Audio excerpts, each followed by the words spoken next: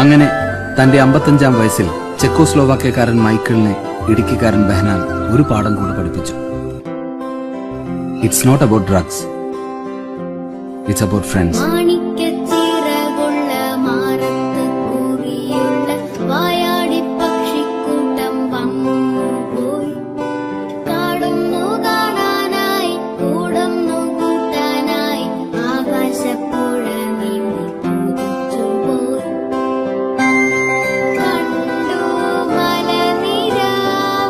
മറ്റേ സാധനം കിട്ടിയ വിട്ടത് പിടിച്ചോണം. ഏത്? നൊസ്റ്റാൾജിയ.